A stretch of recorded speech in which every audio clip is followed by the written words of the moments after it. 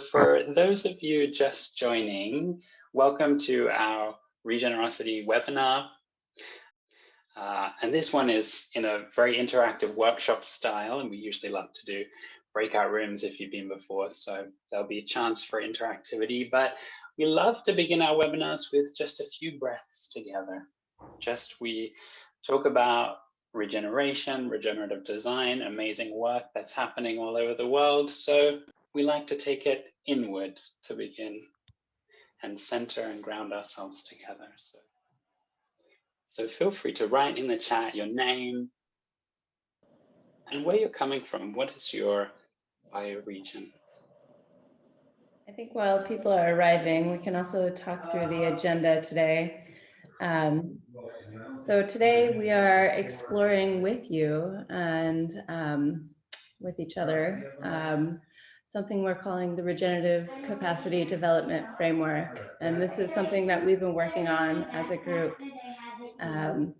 for the last several months, group being Regenerosity. And we would love to open that up to our community and share with our community framework and an understanding of if this process is actually working. So in the chat, I've put the agenda here. This is going to be somewhat of an interactive webinar. We're calling it Webinar Workshop. We'll be exploring together the process. So feel free to take a look at the agenda. And yeah, I think with that, I'm going to hand it over to Amanda, and she can speak to who we are as a team and as Regenerosity. Wonderful. Thanks, Faith. Thanks, everyone, for joining. I'm Amanda Joy Ravenhill, honored to be Executive Director here at Buckminster Fuller Institute. And yeah, a little bit of background on Regenerosity. We are a network co-founded by Buckminster Fuller Institute and Lush Cosmetics, also in partnership with the Equator Prize, which is part of the UN Development Program. And all three of us are prize programs with kind of a similar privilege of having visibility into the regenerative movement after over 12 years now of putting out a challenge to the world and saying who's working in this way. We have this incredible eye on the bright spots around the planet, and feel so lucky to be able to help identify and resource and celebrate all of these projects that are using kind of a nature-inspired regenerative approach. And the question that we came up with as we all came together was, how might we shift trillions of dollars, and not just dollars, but all forms of capital, away from kind of the broken old paradigm, old system of, degenerative and linear and overly simplistic way of doing things into the regenerative and complex and cyclical way of doing things, which is what nature has been doing for 3.8 billion years. And so we have a big audacious goal of shifting $10 billion within this decade by 2030 through our work and trying to decolonize the process along the way. So trying to identify the ways that we might be neo-colonial or accidentally extractive in the way that we're practicing, and just constantly asking ourselves and trying to be as humble as possible. And there's three principles that we follow. One is whole systems, supporting projects that combine ecological, social, and economic benefits while also addressing the root causes of degradation and exploitation. The second principle is reciprocal resources. So how can we transform financial capital into living capital? That's in doing so in a way that's in cooperation with nature's innate healing capacity, and supporting communities' capacity in the process. And then the third one is developing development. The word development means so many different things, but in regenerative development, we like to always acknowledge that we're all in process. Regeneration is a journey, not an end state. And development, in the way of thinking about philanthropy, we're trying to kind of bring philanthropy along this regenerative journey that so many of us have been on. And yeah, creating space like today for authentic relationships amongst our network, and trying to evolve the power dynamics that can sometimes exist, or pretty much always exist, unfortunately, between funders and fundees, and yeah, moving it towards a more shared learning and shared power dynamic, acknowledging that we're all wealth holders, just of different forms of capital. So yeah, with that, I'll pass it on to Ruth, our counterpoint at Lush Cosmetics. Thanks, everyone. Thank you. Hello, everyone. I'm Ruth, as Amanda said, and my full-time, well, let's say my day job is with Lush Cosmetics, heading up their Earth Care team. I'm also working with their giving programs, and I'm one of the co-founders of Regenerosity. So I've been quite active in the initial co-design stage, which is why I am, sharing this with you. And as Faith said, I think we feel like we also owe to the community. We really want this process to be open and shared and open source. So we want to be transparent with our funders. We want to be transparent. There are so many people from the GRC community here that have also followed our process from the beginning. So that's an opportunity for us to be accountable to the field as well as to the process that we are developing. So we are going to have 3 parts, and the first part, and James, maybe you can start sharing the screen. We just have a few slides, not going to be a super slide heavy presentation. The first part of our journey is we're here to basically ask for feedback and to ask for fresh eyes. So how can, through your eyes, we see deeper into what we're doing? But as I have learned well from, studying with Carol Sanford and also with the work that I do with my team at Lush, it's important to frame assessment, and it's important to frame feedback and basically frame the mirrors that we receive so we can better self-assess. So I wanted to start by sharing a framework for regeneration and regenerative thinking. And then I'm going to ask you to try and use that framework to be able to assess our work and give us suggestion and give us feedback. So next slide, James. Yeah, next. Great. And again, this is from Carol Sanford. I'm sure many people here know her, and you probably already know this, but it's a very simple way to show the continuum from the different paradigms. It's like the 4 levels or the 4 paradigms theory that she put together. And it starts with this very basic extractive paradigm where, when we engage in connection and when we engage in relationship, that relationship is very win-lose, or even if it's win-win, it's from a paradigm of extraction. So it's us as funders or our organization extracting value from the projects, or us as people extracting value from planets, or us as a business extracting value from the communities. So it's what we call the extract value or the extractive paradigm. And this is the same, even in our personal relationships, even in our love relationships, are we engaging with people in an extractive way or in a regenerative way? And then we can go up to another paradigm, which is what she calls the arrest disorder paradigm. And that's when we recognize that there is a problem that needs solving, and we start looking at things or looking at people or looking at communities as problems that we have to solve. And we approach those problems trying to make them less bad, but focusing on single issues without a lot of, also from a reductionist paradigm, without being able to look at the system. And then we say this, I'm still extracting, but I'm moving a little bit towards people, planet, and social systems, but I'm just trying to arrest disorder. And in this arrest disorder paradigm, it's also when we're using only scientific knowledge or only reductionist knowledge to make my decisions. So we say making problems less bad rather than making whole systems fully alive. Yeah, there is a big difference there. And then comes the paradigm that we're all stuck in, and I raise my hand. I'm most of the time stuck in this paradigm, and us as nonprofits or philanthropy, it's very common to be stuck in this paradigm, which is the idea of doing good.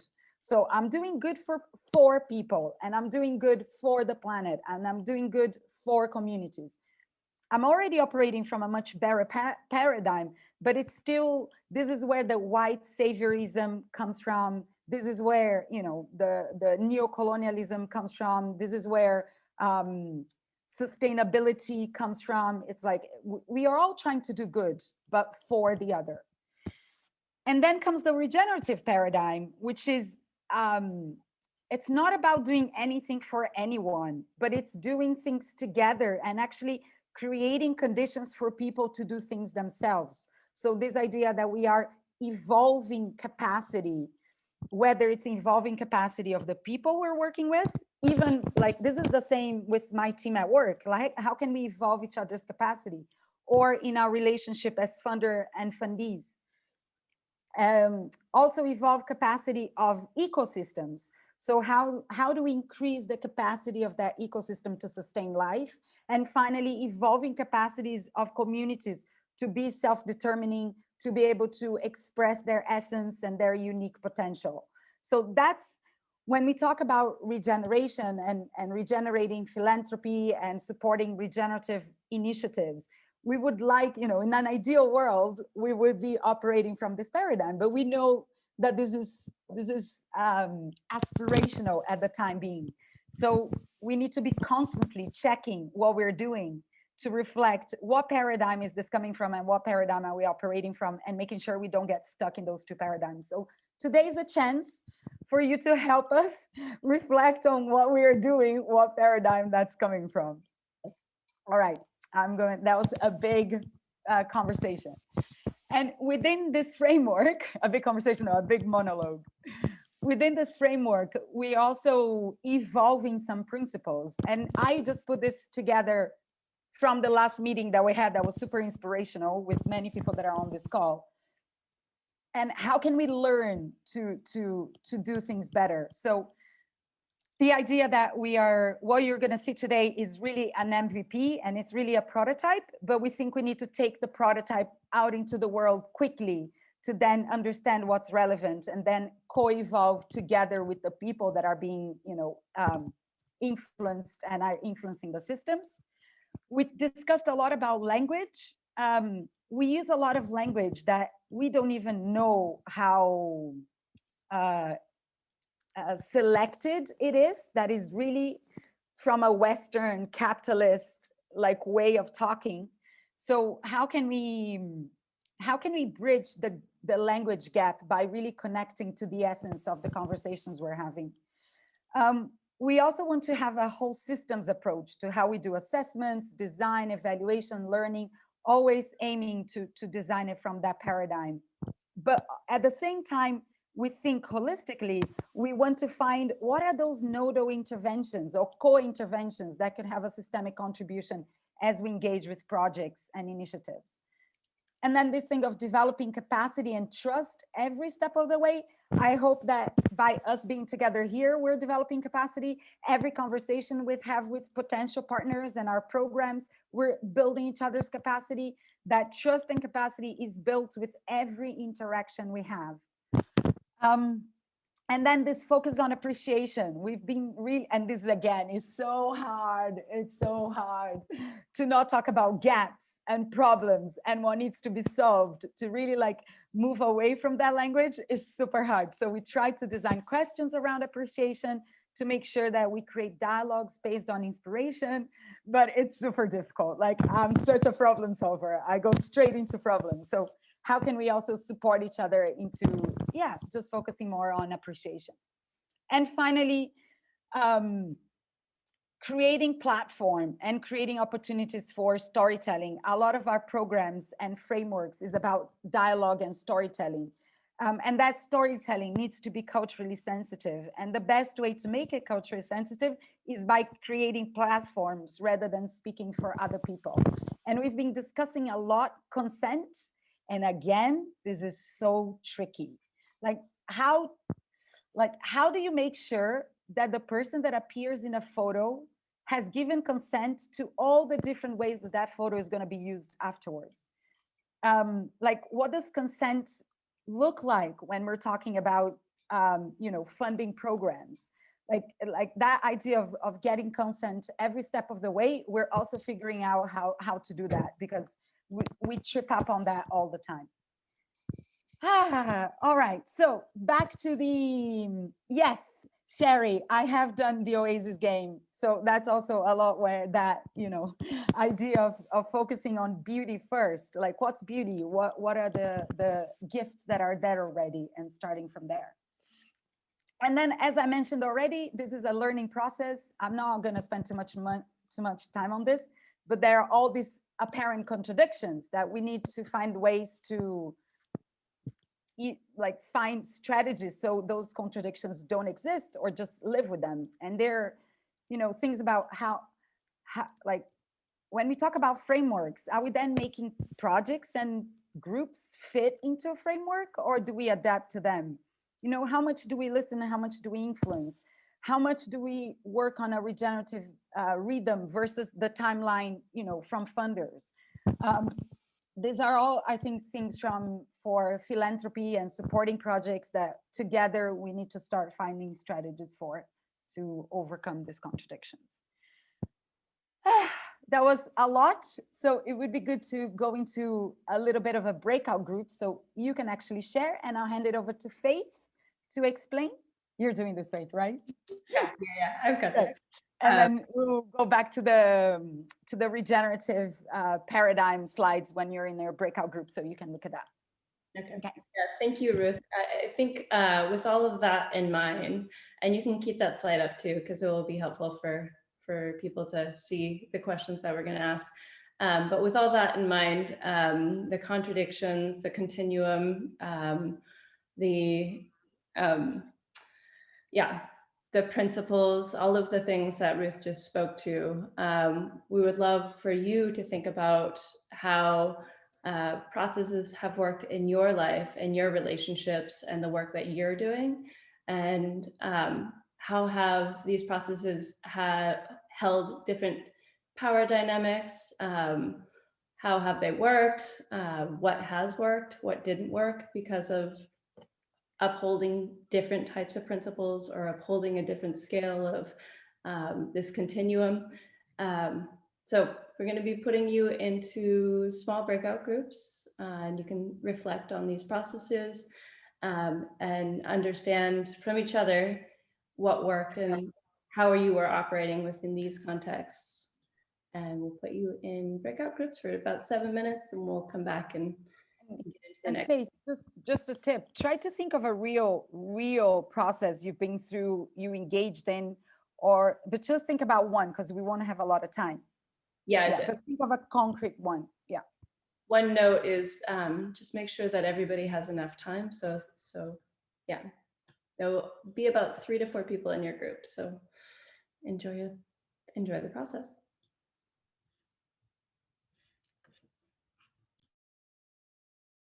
Of priority habitats, how are programs and projects supporting biodiversity? And then how do they connect to local and traditional indigenous knowledge with things like ethnobotany, harvesting stories, ways of knowing, different ways of farming that are connected to the essence of place. And then this one is like pure permaculture, applied ecological thinking.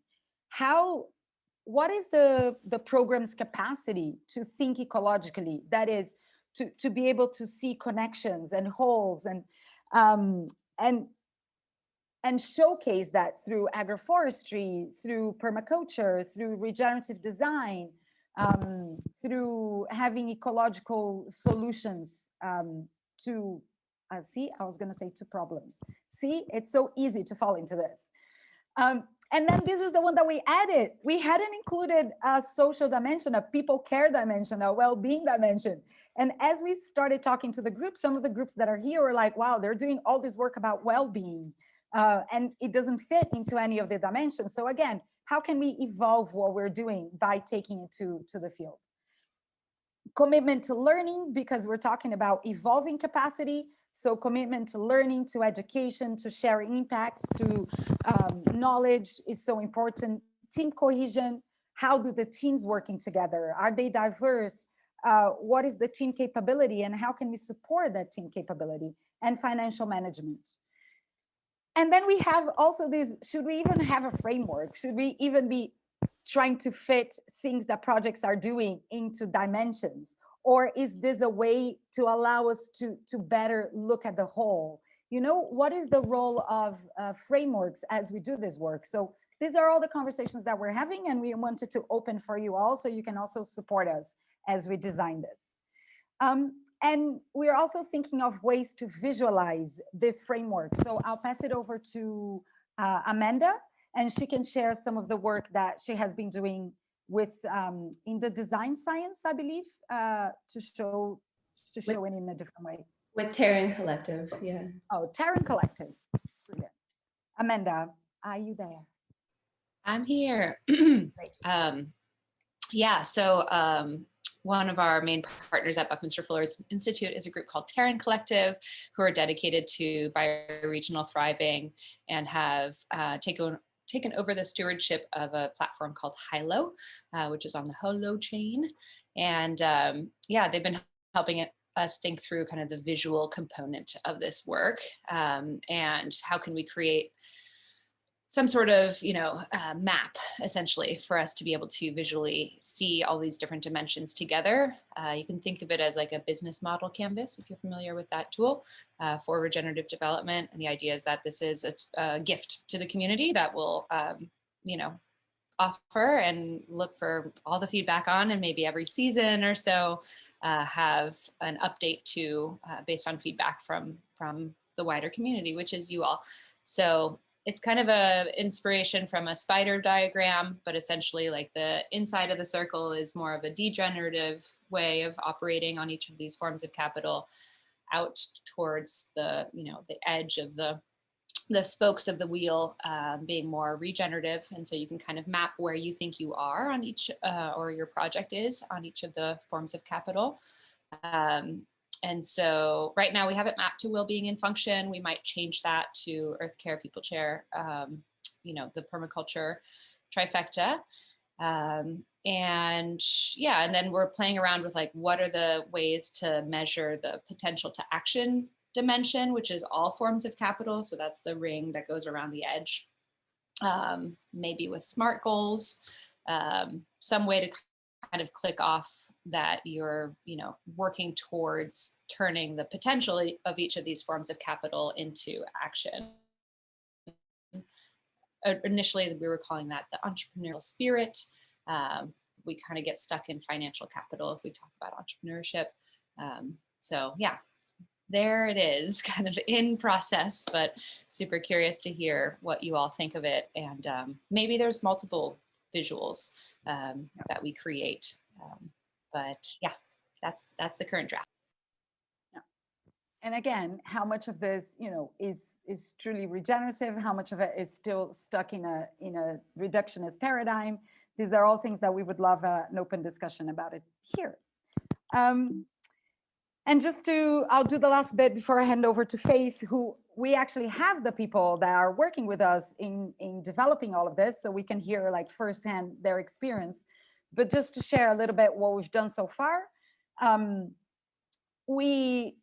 because the programs and the projects and the partners we're working with had already come through Lush Spring Prize and the Buckminster Fuller Challenge and the Equator Prize, we remove one layer of vetting and due diligence.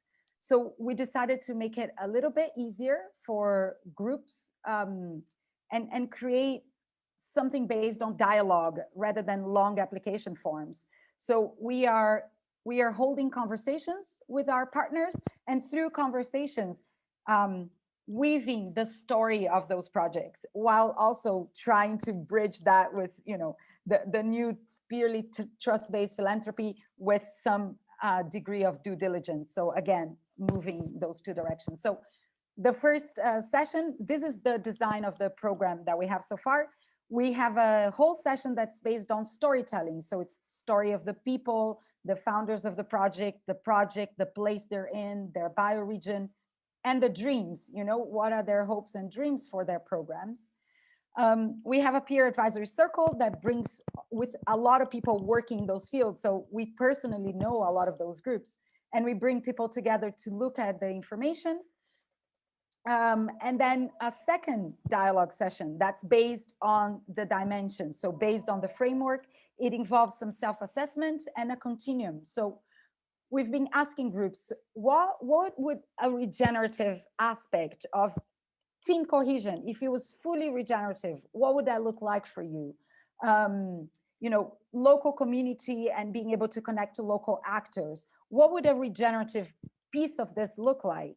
And then look at, right, from you to get to where you are, to what this regenerative state looks like to you at the moment.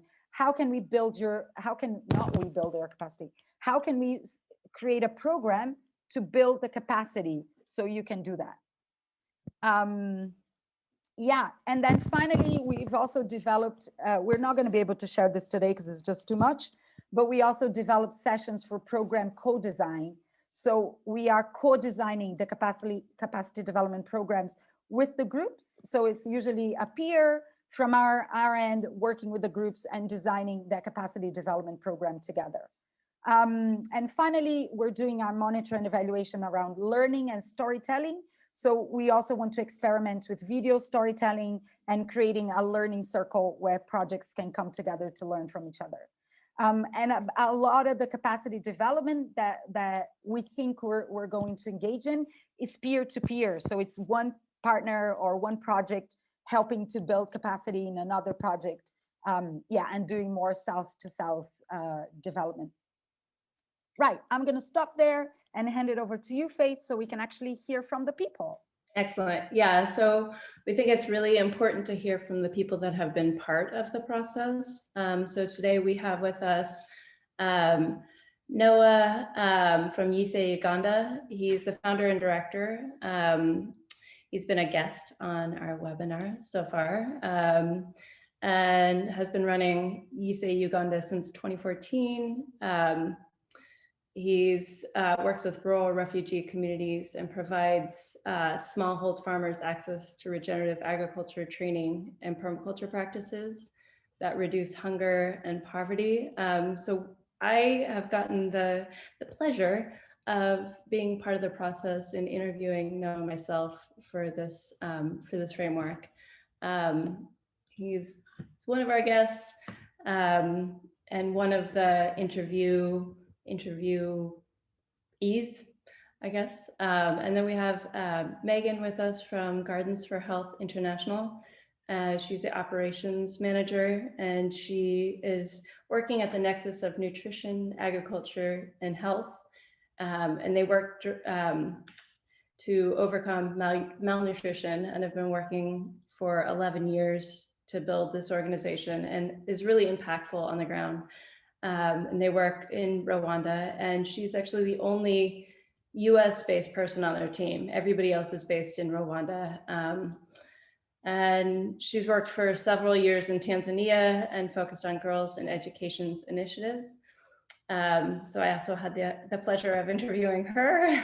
And then we have Precious Puri, who is on the advisory circle, and she's also been a Spring Prize juror and a Spring Prize judge. She's been imperative in this process for us. She's focused on training and development in regenerative agricultural issues, and she works with holistic management and she's a seasoned community organizer, and she's also from Zimbabwe, so she understands some of the issues on the ground. I did want to say that we're working first in East Africa, and most of the focus right now is within East Africa. We're expanding that, but for this pilot part of our project, we're focused directly in East Africa. And then the last person who I'm very, very pleased to say is a new addition to our team is Jane Wegesa Fraser. She's from Kenya. She's a community trainer and regenerative solutionist, and is also the M&E lead for East Africa. So just to kind of get down to it, I'm going to ask Noah a couple questions so we can really hear from the people that were interviewed how this process is working. And just, just to kind of put base in what we're doing, it's really important for you guys, for all of us to be really honest and open about the process. This is all learning for each and every one of us. So Noah, how was participating in this assessment process for you? And how did you feel about the process in general? And maybe we can bring you up here. Yeah, thank you so much, Faith. So happy to meet over 50 people, and I've met some of them. I've had chance to talk to some, and I think the activity we've just had also introduced me to new interesting faces with new ideas. I can remember Peter, but it's really nice. Yeah, so participating in this framework and the interviews has really been a very interesting experience. At first, when Faith sent me an email that we have had to ask you a few questions, we are going to go through some, you have to answer some questions, I was nervous, but I found the whole process friendly. We are kind of sharing experiences, advising each other, and I felt it was a really great experience for us and for the organization. And the last one I had with with my team listening in, I think helped us to kind of learn more about the work that we are doing as an organization. You could be doing some great work, yes, but when someone triggers you and asks you some hard questions, you get to reflect and think and say, oh, probably would have done this slightly different. An example is on, I think, is it framework 5, which is really interesting, indigenous and traditional practices. We do, among our farmers, we do have very old women who have a lot of experience, a lot of local knowledge, and they have shared tips here and there with us, but we never thought that we could actually document such tips. No, these are people who may, God forbid, who may leave us, and we lose out on all that kind of information. And going through this framework kind of triggered our minds that, oh, you can actually document all these tips. These tips could be helpful for the generation to come. They are so helpful for the environment. They are so helpful for ourselves. So I think this framework is really an interesting one, and it's given us a few questions to ask ourselves. And I know it's helping us check ourselves and be able to develop our program more and, serve our people a bit. And yeah, that's helpful. I think, talking to you, Noah, it was really great to just hear this is a little bit different than what you've been doing for other applications currently. I'm curious, what would you improve in this framework and the process? And, this is all new for us, so feel free to be completely honest and open. Sorry, Faith, come again. What's the question again? Oh, I said, what would you improve in the process? Oh, yeah. Wow, interesting. Just a few things. One, I think the framework is really comprehensive. It touches all the aspects of the organization, the people, the programs, and of course, I'm one of those that we are happy about adding the social, the framework on social well-being, I think, yeah, and it touches everywhere. However, I think what I would improve are two things. I think how it is applied. I know we had to endure a 1.5 hour Zoom call. It's not a bad thing, but sometimes I'm imagining if we are to work with groups that are in areas where the reception is very, very, very poor, probably the communication would be quite bad. And I think even for us, we could drop off for some minutes and then come back, and we've lost some, flow, stuff like that. So I would imagine if we could maybe put the framework, I don't know, like editable, give first of all, give the groups chance to fill in their answers, and then you do the interview and you discuss whatever they would have put in there. Maybe that would help. although also talking to people and sharing experiences is really another interesting thing. And another thing that I think I would really like to improve is, yeah, it's 10 interesting questions, but how we administer them, maybe break these into 2, 3, or maybe 3 different sessions, I would say, of 30, 45 minutes, so that people can, discuss and share experiences here and there. And probably another thing I think that would be really interesting is to give the group's chance, which I know for me, I've shared a lot of resources, but also give the group chance to share any other resources to beef up the answers that they are giving. Yeah, that would also be interesting. I mean, I'm imagining where you have kind of a group profile with the photos, a few videos, stuff like that. That would really be interesting. Those are some of the things that I would really change. And yeah, and I would also, I think it's somehow covered, but there's something that I think if we could look for ways of how to add it in there, something to do with savings, financial management. How does the group basically help the people they work with to be financially sound? Yeah, we have bit on finances of the organization, but how about for the community? And it's something that we have tried to include in our program, that yeah, we're training these people from permaculture, regenerative farming, they produce, they market, but they don't know how to manage their funds. In 2 months, they are broke, they are poor, and they are waiting for more 2 months to harvest and sell. So we need to also see if the groups are doing that, and if they're not, how can we build the capacity of the groups to do that? And of course, the last thing definitely is where, and I was so open when I was answering these questions that, that what you've asked, we haven't done. How can we move forward? So I'm imagining a part of this framework is to enable the groups strengthen themselves in areas where they are weak, not in other donor, grant applications where they find you are weak in a certain area, you are definitely dropped. But is there a chance that groups can be given a chance, or even if you're not going to fund them per se, but you can build their capacity to be able to strengthen in the areas where they are not doing well, and maybe in future they'll be able to compete. So those are some of the things that I think I would really want to see change. Thank you, Noah. I think there's so much there that was very rich, and there's a lot of learning for us. And as I said before, this is an iterative process. I'm going to ask Megan a couple similar questions. Megan is, again, from Gardens for Health, who we've been speaking to for the last month or so. And we spoke to both her and Solomon, who is the executive director in Rwanda.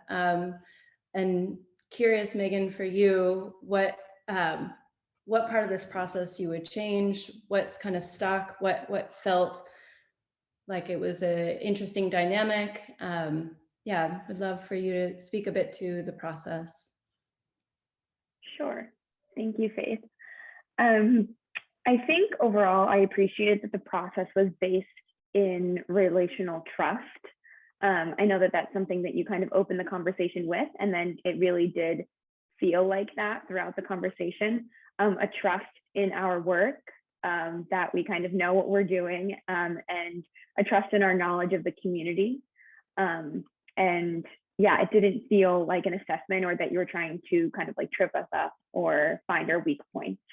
And a recognition that we as an organization hold a lot of value and have resources. So I enjoyed that dynamic. I think also something that struck me was that we as an organization have done our work to be participatory and to be community-based. And so often funders, that's what they're looking for, is an organization that is participatory and community-based. But I don't always feel like the funders themselves are embodying those values. So I think it was really refreshing to be part of a process and to be part of a partnership that reciprocated those values in a way that I don't think that we have experienced before. In terms of improvements, I do think because it is less structured, and more tailored to the specific organization. I think it's especially important to ensure that the process is as clear and transparent as possible. I think that we kind of through this process had to like relearn how to talk to funders almost, or relearn how we're talking about our program, for example, in a way that is regenerative. This is, again, values that we've embodied for a long time, but I think we're kind of just relearning how a new language or a new vocabulary with which to speak about our work. And I think it's especially clear in this paradigm where you want equity, that the organization also understands kind of what they're getting out of the partnership, not just what they're getting, but kind of the expectations for the future, expectations for conversations, just because, again, I don't think it is something that we're used to. And I think that it is something that is new to us. And I think it's happened, unfortunately, too many times, especially because we are a nonprofit, that we expend a lot of time and resources and don't necessarily always get that back and have that reciprocated. So I think that's where clarity and transparency are really important to ensure, you know, these are not just the values that we're going into it, but these are the expectations or for the partnership and for the dialogue. I think having that clarity and transparency is really important to us. Excellent. Yeah, I think one thing we're really questioning is how do we make the language, as equitable and as transparent as possible, and how do we work with the projects in a way where we're meeting them. So again, this is all a learning process for us. Thank you, Megan. I'm going to ask a couple quick questions to Precious and to Wegesa. I'm going to quickly ask Precious first, who has joined our advisory circle and has been a Spring Prize judge. Compared to other processes that you've worked with or have been part of, what is different in this process? Like, what feels different? And you've helped us to design this process, so you can speak directly to it. Yeah, sure. Thank you. Thank you, Faith. And thanks, everyone. This has been such an awesome segment. Okay, so I think, let me first of all say, I think regenerative designs for projects and funding, I think it's fairly new to most of us. And if you've been involved, especially with NGO work and donor works, we're really relearning a lot of things. And it's been so apparent to me that you sort of really humble yourself to absorb the whole new thinking. Again, it goes to a lot of language change. So I'm just going to speak to this process that we've been developing with really incredible people, and our team involves a lot of really dark individuals. So I'm really kind of honored today to be part of a voice on behalf of those otherwise amazing people. Okay, so I just listed down a few things so that I don't leave anything, at least as far as I can remember. So first of all, I think this process, we designed it to be an open dialogue methodology where the questions are I find them inviting, and that's very different from what we've done, because usually I'm used to structured proposals. Even if the funder is usually regenerative, what they are looking for, we're talking log frames, things that are structured where you tick boxes. But I think here we're bringing in the principles of complexities in running projects and understanding the uniqueness of each place. So I find that in the questions, it's there a lot. And every time you read what the applicants have shared, you're really like walking through their story. So of course, this is still being developed, but I find it that you totally get to understand the project. I mean, when we give feedback, as we come back to the advisory board, there's lots of first openness, genuine openness in feedback, what we feel is the potential of the person or the organization as they answered.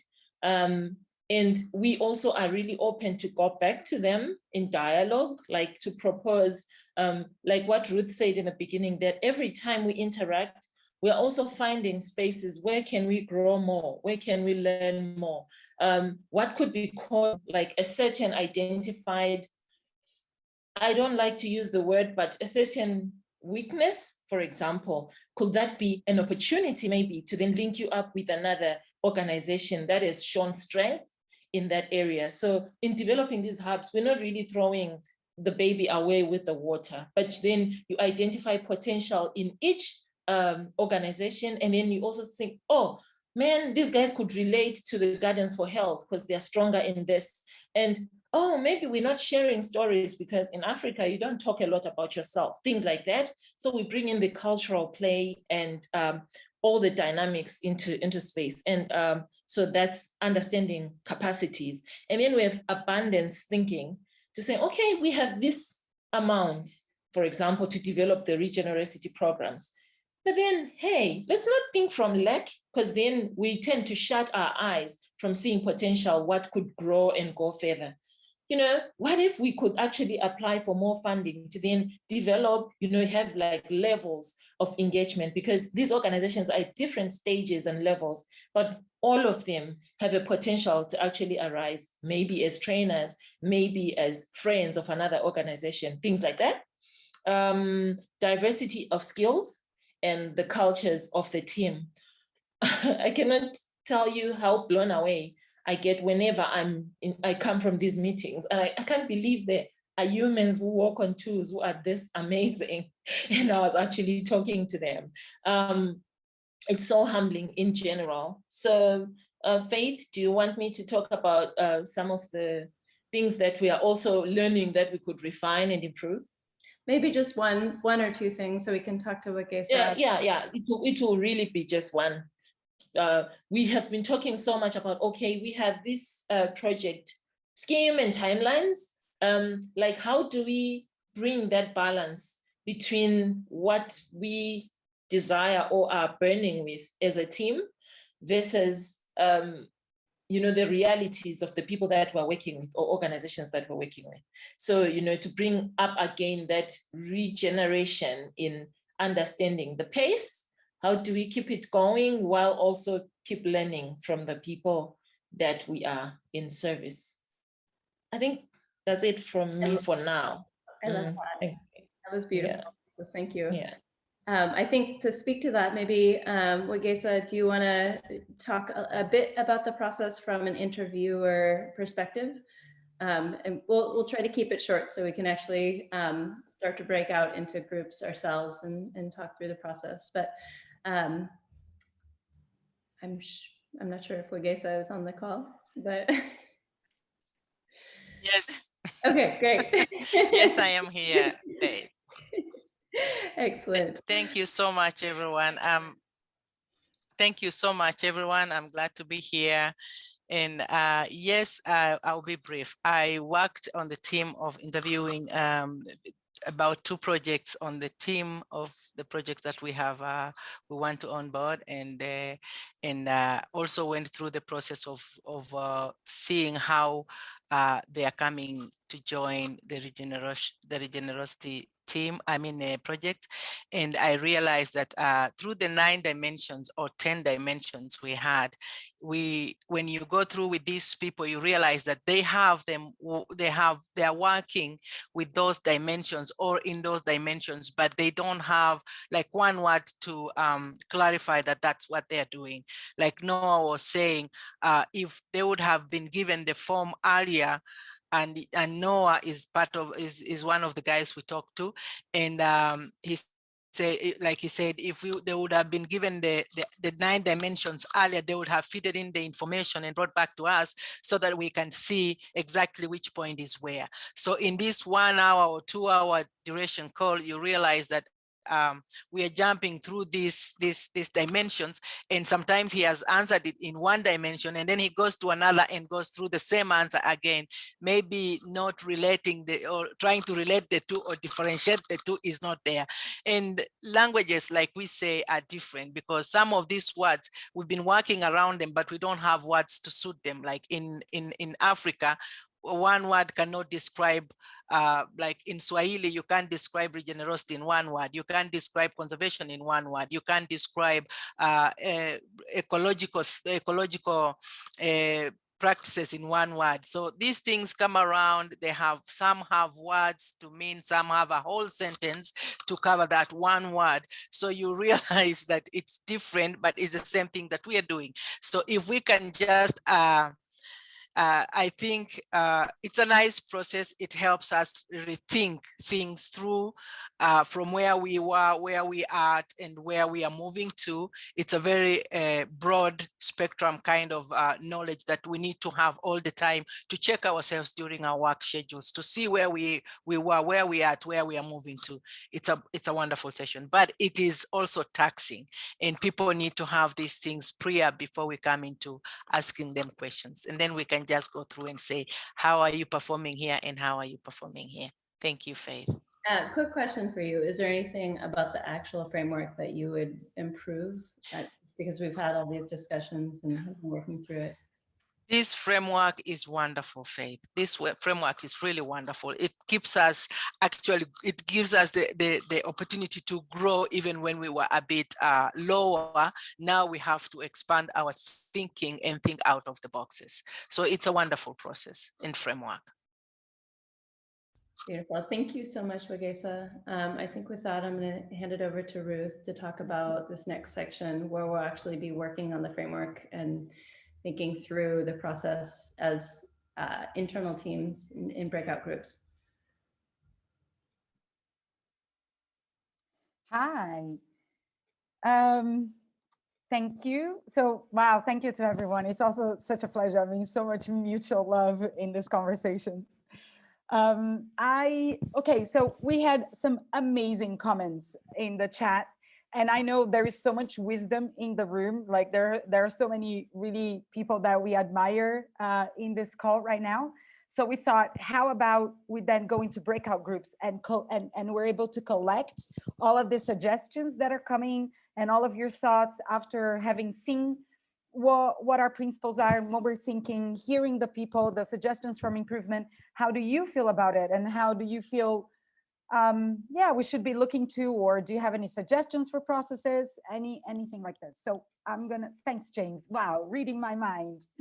These are the questions for discussions. We're gonna go into quite small groups so we can get a lot of conversation. So just 3 people. What paradigm do you see most present in the work? You know, are we operating from a regenerative or still a do-good paradigm, or even extractive sometimes? What aspects of what you heard us describe is maybe not operating from a regenerative paradigm, but that we could? And what would they look like if we were really operating from a regenerative paradigm? And already there were some comments in the chat. What dimensions could there be or could help projects see themselves as whole systems? What would you change about the dimensions and why? And then how can we address some of the contradictions that we are facing as we develop this work?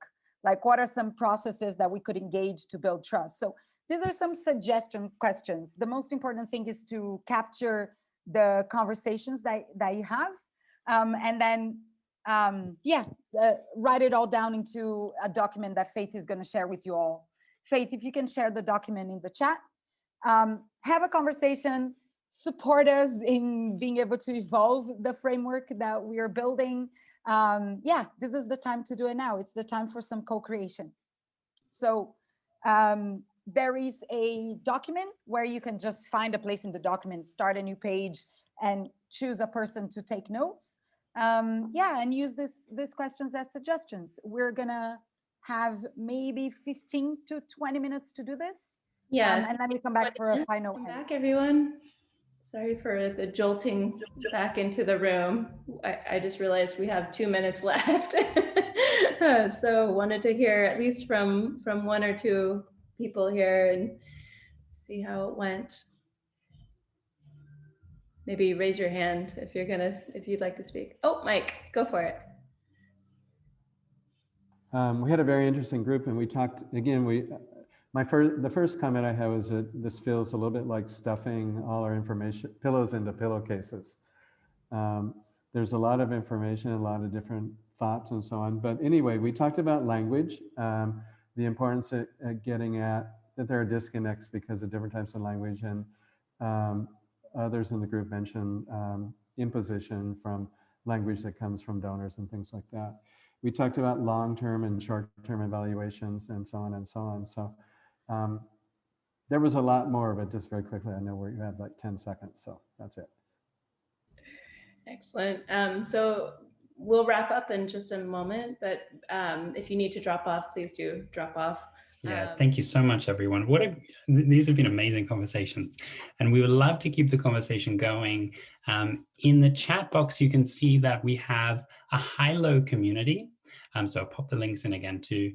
You can see our YouTube, we have a LinkedIn, and also our website, regenerosity.world.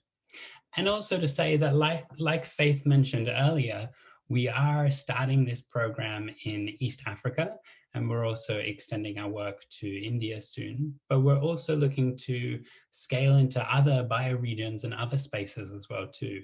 So we're at the moment welcoming funders who are interested in partnering with us and starting this process in another space too. So if that's you, please let us know, or if you have any partners or contacts who you feel would like to engage with us, we'd love to connect too. So I'll pop our email in the chat box as well, and it would be fantastic to continue engaging. I just wanted to say a quick shout out and thank you to Noah and to Megan and to Precious and Magesa for also being here, and then to each and every one of you for exploring with us and for helping to grow this program. It's really important to us to understand your perspective and the genius that you bring. So we really appreciate you all. Bye, everyone. Bye, everyone. Bye, all. Thank you. Precious. Bye. Josie, thank you for all your amazing contributions. We'll follow this up. Bye. Hi, everyone. Love to. Thank you so Love much. to. Goodbye, everyone. Thank you Bye, Noah. everyone very much. It was very interesting. Bye-bye. Take care. Take care.